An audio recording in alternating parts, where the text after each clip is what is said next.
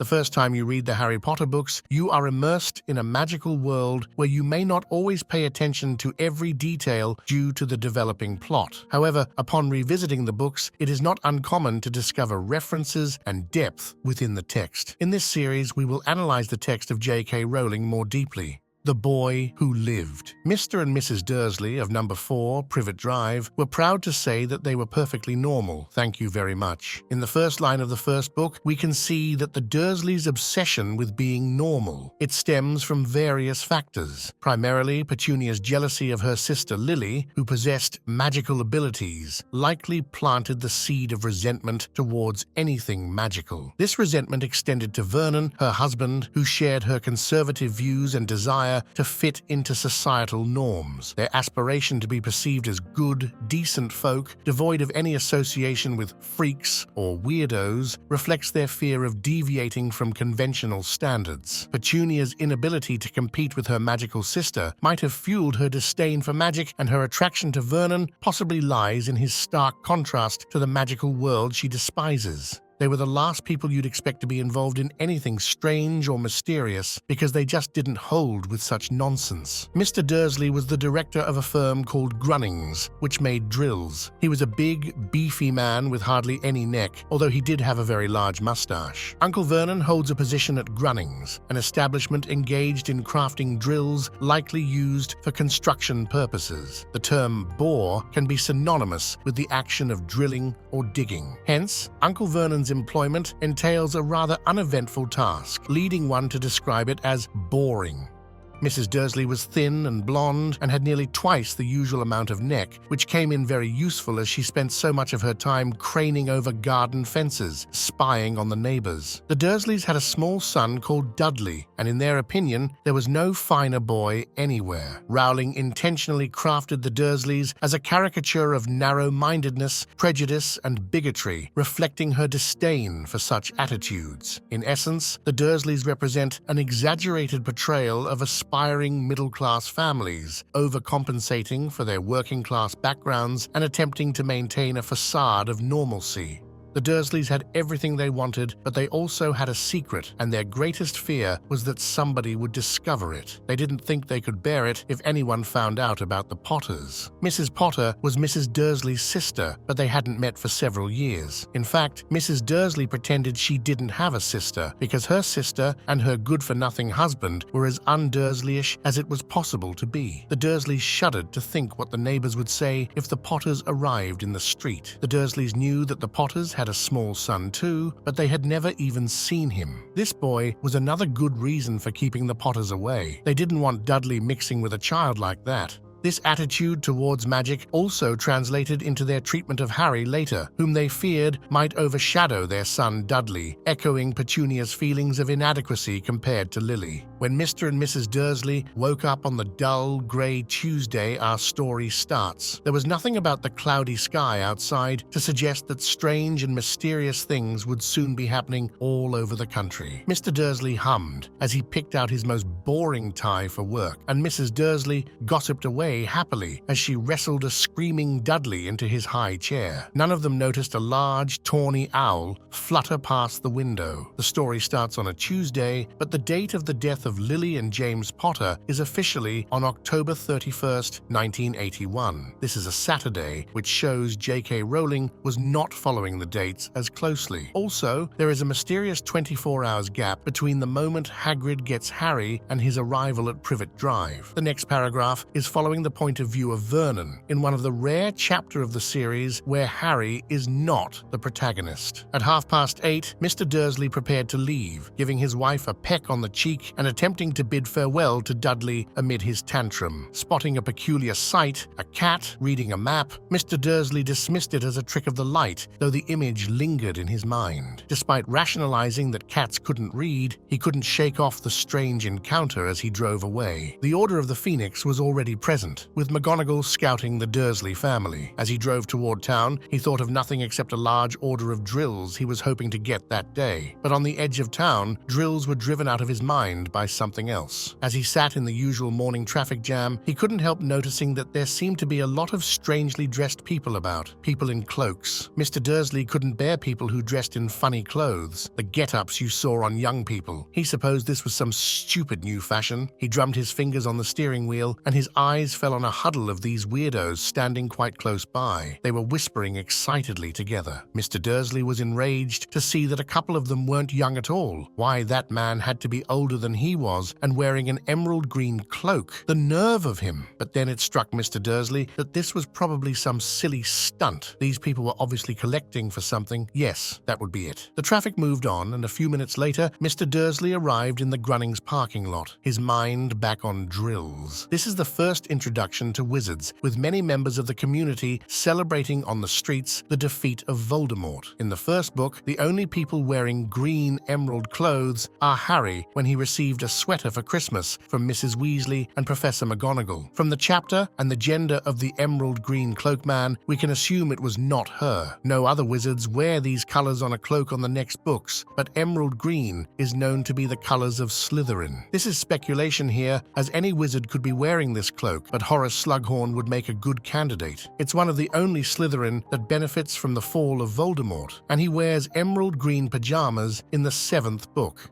The story continues with Mr. Dursley, fixed in his 9th floor office, faced away from the window, absorbed in morning drills. Unaware of the spectacle outside, he missed the peculiar sight of owls soaring conspicuously in daylight. On the streets below, bystanders, unaccustomed to such daytime owl sightings, watched in astonishment, pointing and gaping at the unusual phenomenon.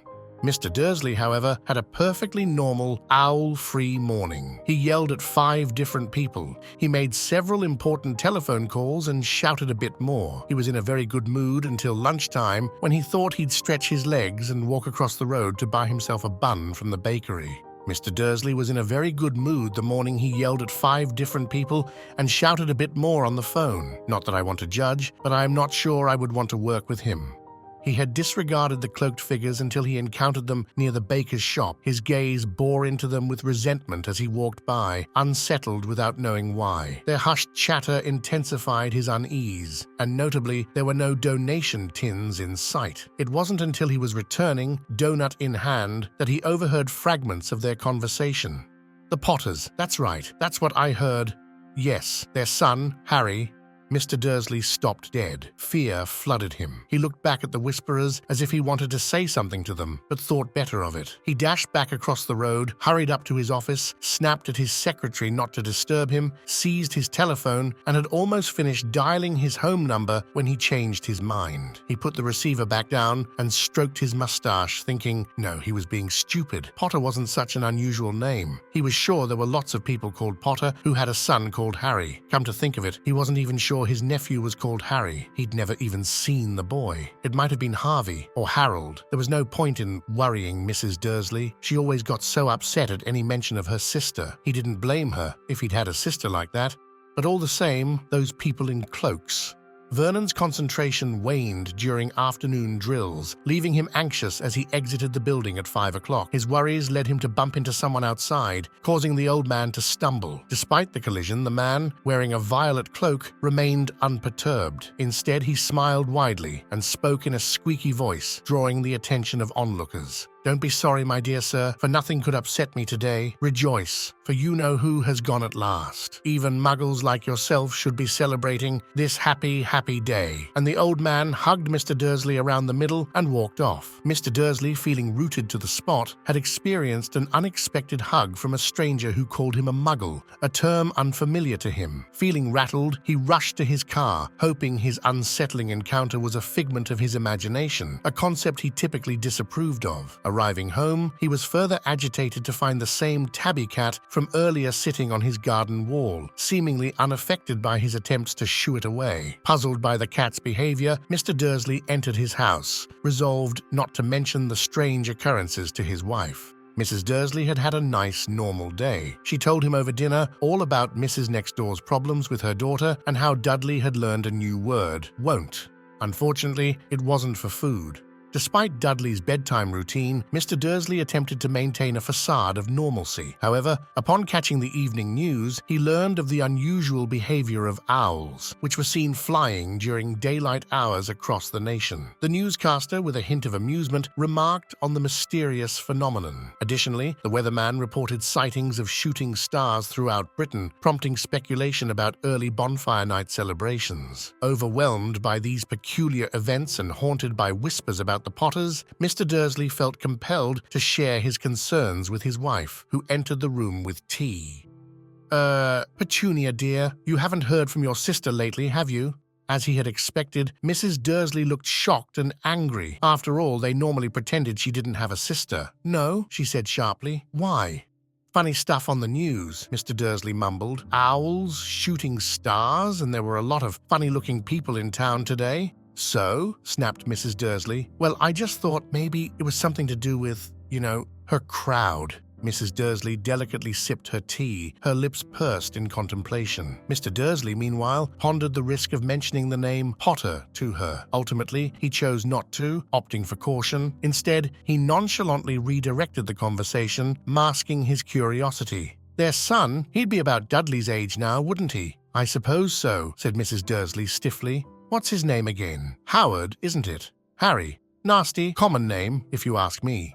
"Oh, yes," said Mr. Dursley, his heart sinking horribly. "Yes, I quite agree. This shows a bit of the hypocrisy of the Dursley family, looking to be perfectly normal, but when they hear a name too common, they have to share a judgmental opinion." Silent on the matter, Mr. Dursley accompanied Mrs. Dursley upstairs to bed. While she was occupied in the bathroom, he stealthily approached the bedroom window, glancing down at the front garden. There, the cat remained, its gaze fixed on Privet Drive, suggestive of anticipation. Mr. Dursley pondered anxiously, could this be related to the Potters? The mere thought was unbearable. Despite Mrs. Dursley's swift slumber, Mr. Dursley remained awake, grappling with the possibilities. His solace was in the belief that even if the Potters were involved, they would steer clear of him and Petunia, well aware of their disdain for their kind. He couldn't see how he and Petunia could get mixed up in anything that might be going on. He yawned and turned over. It couldn't affect them.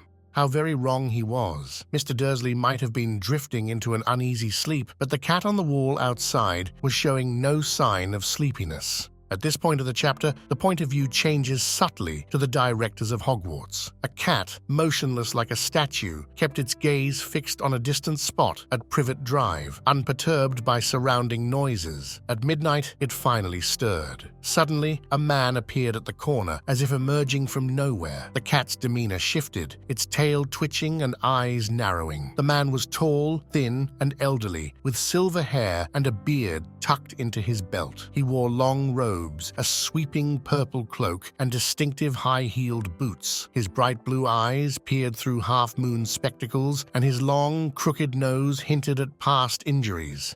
His nose was broken once by Aberforth, by the way. This man's name was Albus Dumbledore. Albus Dumbledore didn't seem to realize that he had just arrived in a street where everything from his name to his boots was unwelcome. He was busy rummaging in his cloak, looking for something, but he did seem to realize he was being watched because he looked up suddenly at the cat, which was still staring at him from the other end of the street. For some reason, the sight of the cat seemed to amuse him. He chuckled and muttered, "I should have known." He found what he was looking for in his inside pocket. It seemed to be a silver cigarette lighter. Dumbledore then used the deluminator he gave 16 years later to Ron. If anyone looked out of their window now, even beady-eyed Mrs. Dursley, they wouldn't be able to see anything that was happening down on the pavement. "Fancy seeing you here, Professor McGonagall." As he turned to acknowledge the tabby, it vanished, leaving him facing a stern woman donning square glasses mirroring the cat's distinctive eye markings. Clad in an emerald cloak, her tightly bound black hair hinted at disarray, adding to her composed yet perturbed demeanor. "How did you know it was me?" she asked. "My dear Professor, I've never seen a cat sit so stiffly." "You'd be stiff if you'd been sitting on a brick wall all day," said Professor McGonagall. "All day? When you could have been celebrating? I must have passed a dozen feasts and parties on my way here." Professor McGonagall sniffed angrily. "Oh yes, everyone's celebrating all right," she said impatiently. "You'd think they'd be a bit more careful, but no, even the Muggles have noticed something's going on. It was on their news." She jerked her head back at the Dursleys' dark living room window. window. I heard it. Flocks of owls. Shooting stars. Well, they're not completely stupid. They were bound to notice something. Shooting stars down in Kent. I'll bet that was Daedalus Diggle. He never had much sense. This is a first mention of Daedalus Diggle. He was a member of the Order of the Phoenix, assigned to discreetly keep a close eye on Harry Potter, seen as he once met the boy who lived during his early childhood in a shop. When Daedalus bowed to Harry, Harry's Aunt Petunia got angry and demanded to know why Daedalus knew Harry and why he was showing Harry respect. Daedalus formally met Harry on the day Hagrid brought Harry to the Leaky Cauldron to buy school supplies. Daedalus shook Harry's hand about 5 times during their meeting. Daedalus Diggle was involved in various missions during the wars, including escorting Harry Potter to safety as part of the Advance Guard. In the series, he is depicted as a friendly and somewhat scatterbrained character who was involved in assisting Harry Potter and his allies throughout the conflicts with Voldemort. His house was burned down by Death Eaters during the Second Wizarding War, but he managed to survive as he was in hiding with Hestia Jones and the Dursleys at the time. "You can't blame them," said Dumbledore gently. "We've had precious little to celebrate for 11 years. "I know that," said Professor McGonagall irritably, "but that's no reason to lose our heads. People are being downright careless, out on the streets in broad daylight, not even dressed in muggle clothes, swapping rumors." She threw a sharp, sideways glance at Dumbledore here, as though hoping he was going to tell her something, but he didn't, so she went on. "A fine thing it would be if, on the very day you-know-who seems to have disappeared at last, the muggles found out about us all. I suppose he really has gone, Dumbledore." "It certainly seems so," said Dumbledore. "We have much to be thankful for. Would you care for a lemon drop?" "A what?" "A lemon drop. They're a kind of muggle sweet I'm rather fond of." "No, thank you," said Professor McGonagall coldly, as though she didn't think this was the moment for lemon drops. In the second book, the password to the office of the headmaster was lemon drop. As I say, even if you-know-who has gone, my dear Professor, surely a sensible person like yourself can call him by his name. All this you-know-who nonsense. For 11 years I've been trying to persuade people to call him by his proper name, Voldemort. Professor McGonagall flinched, but Dumbledore, who was unsticking 2 lemon drops, seemed not to notice. It all gets so confusing if we keep saying you-know-who. I have never seen any reason to be frightened of saying Voldemort's name. "I know you haven't," said Professor McGonagall, sounding half exasperated, half admiring. "But you're different. Everyone knows you're the only one oh, all right, Voldemort was frightened of." "You flatter me," said Dumbledore calmly. "Voldemort had powers I will never have, only because you're too, well, noble to use them. It's lucky it's dark. I haven't blushed so much since Madame Pomfrey told me she liked my new earmuffs." During the First World War, there likely wasn't a trace linked to the name initially. This absence of a trace might have caught people off guard when it surfaced the second time around. Perhaps the reluctance to utter the name stemmed from the defiance against him.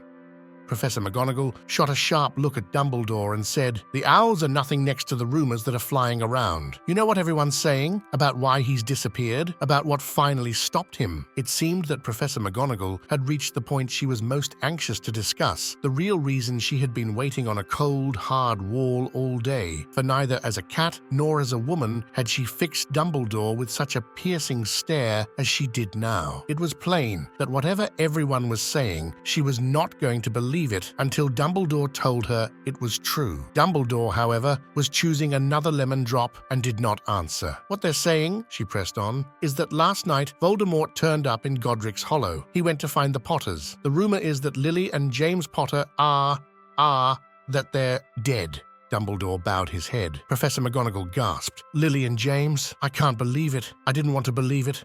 Oh, Albus."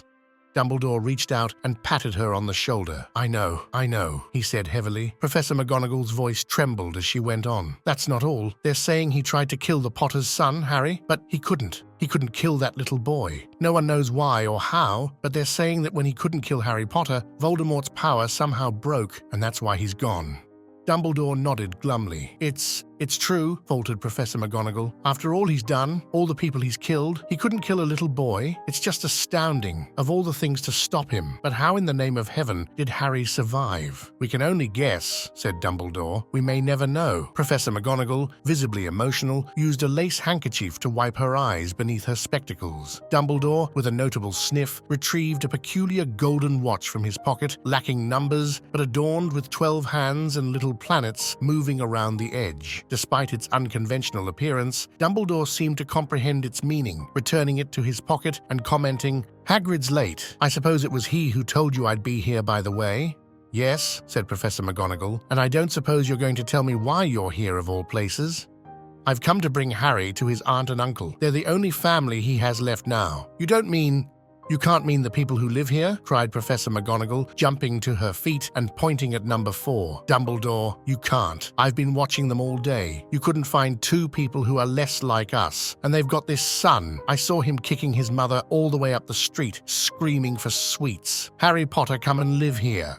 While it's fair to think the Dursley parents won't be good for Harry, Dudley is still a baby, and I always found it weird to include him in the argument, even if in the end, McGonagall was right. "It's the best place for him," said Dumbledore firmly. "His aunt and uncle will be able to explain everything to him when he's older. I've written them a letter."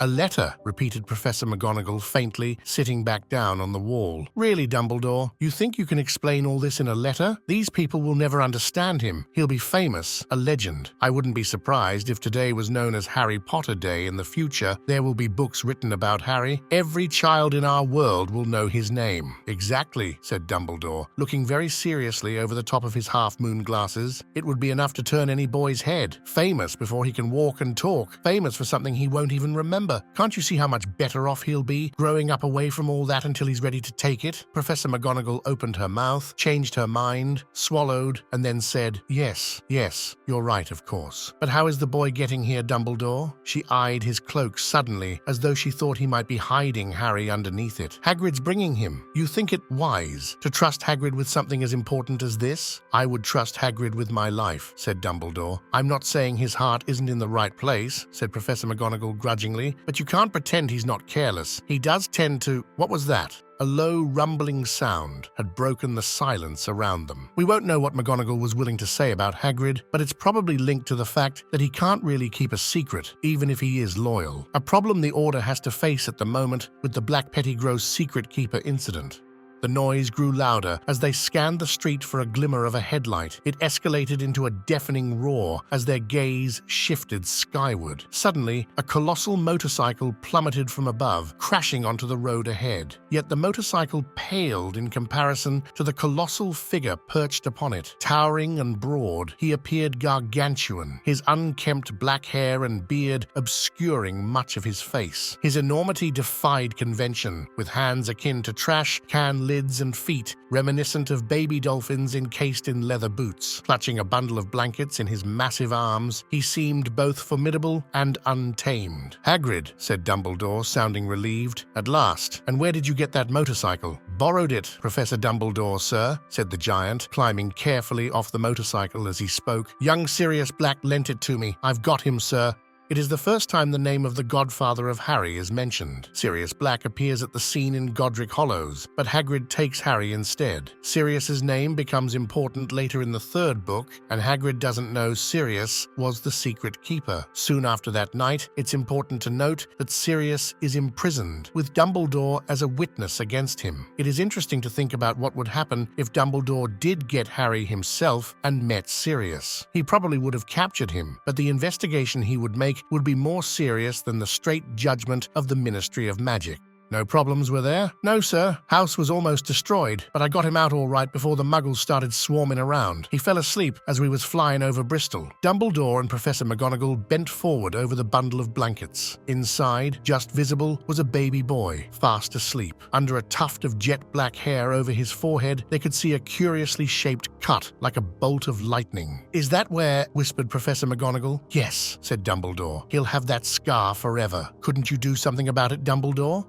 "Even if I could, I wouldn't. Scars can come in handy. I have one myself above my left knee that is a perfect map of the London Underground. This hints that either Harry or his scar might have a special use, especially regarding the connection between Voldemort's and Harry's minds."